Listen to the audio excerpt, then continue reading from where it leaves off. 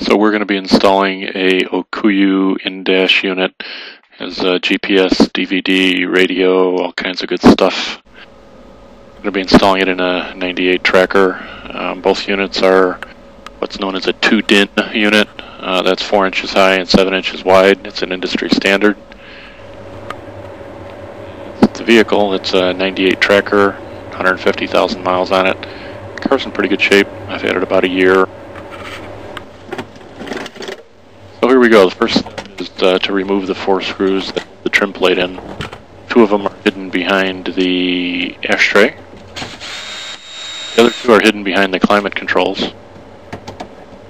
The second 2, I'm going to take the knobs off of the controls and then squeeze the light bar together. And you can tip the top of the light bar out. That will expose the last 2 screws.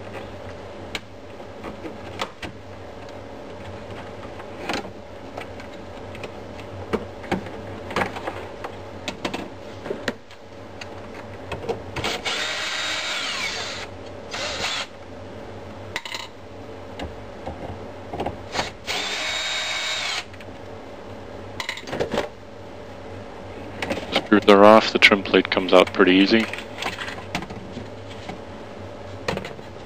And then we just got to remove the 4 screws. Radio.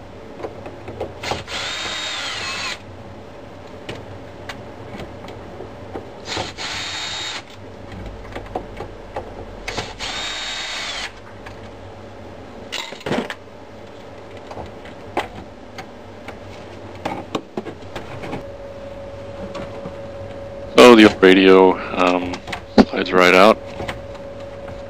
Just got to remove the old wiring harness from the back. Antenna.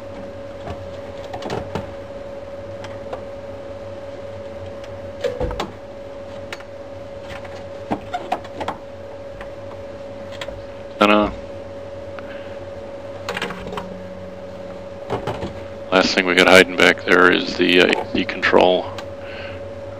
We had a little issue with that because the wiring harness was too short. Here's the wiring harness for the radio, the female end attached to the car. The color scheme is meaningless in this world today. When you order the connecting harness from Amazon, you got to make sure you get the right one, which I didn't do. We're going to order the right one and come back to this. We call Metra that makes the installation kits and wiring harnesses for this. You can go to their website, put in your car information, and I'll tell you exactly what you need.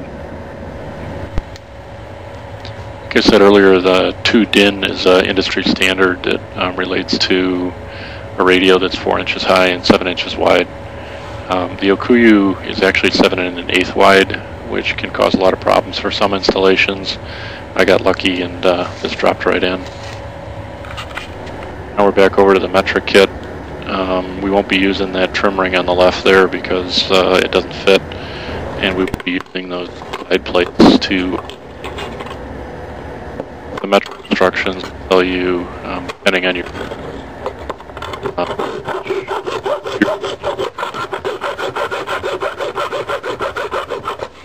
vehicle, tabs on each side. Knock off.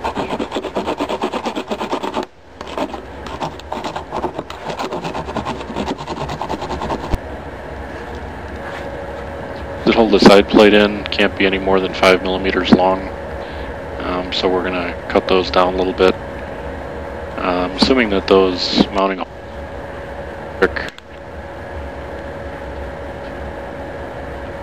so that's what.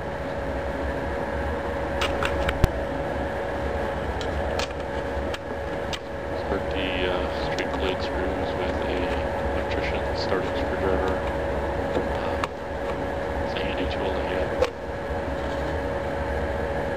After we get those, we'll tighten them up with a traditional screw.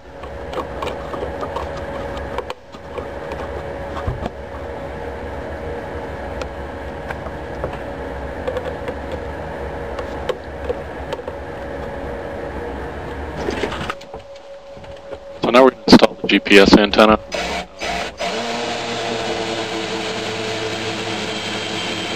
And found a nice clear spot to mount it where I wasn't in anyone's way. Very important that you do that.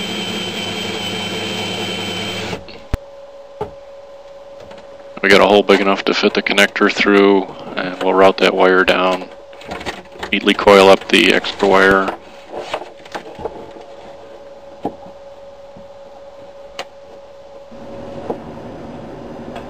So now we're going to put the two wiring harnesses together. Although the Ouku does not come with any installation instructions, they do have this diagram on top that tells you the function of each colored wire. And then you can get a standard modern day wiring diagram off the internet that tells you the same thing, and that'll match the Metra harness. So in my case it was basically a color for color match with one exception. The orange wire was a little bit different. So you need to know what you're doing on this. I wouldn't gamble. I'm using traditional butt splice connectors that crimp on. Some people don't care for these. I think they're fine in this application. So you're just going to go wire for wire and crimp them all together. And when you're done, put a couple of tie wraps on there as strain relief. Also want to connect the park wire to ground if you want to be able to use your DV when you're underway, DVD. It's probably against the law in most states, but that's what you need to do.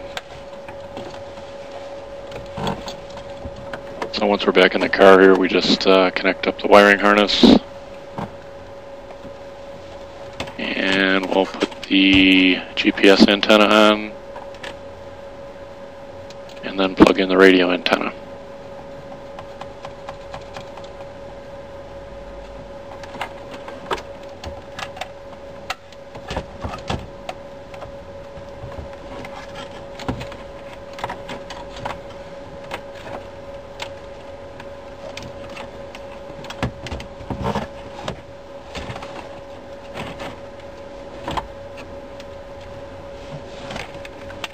So we put the 4 screws back in that hold the radio in place, and reverse the process for putting the trim plate back on.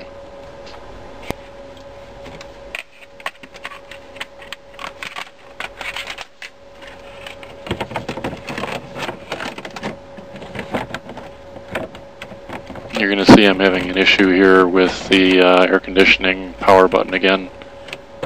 The wiring harness for that was a little bit short. But I found that I'm going to be able to access that through the glove compartment, and I'm going to come back and take care of that later.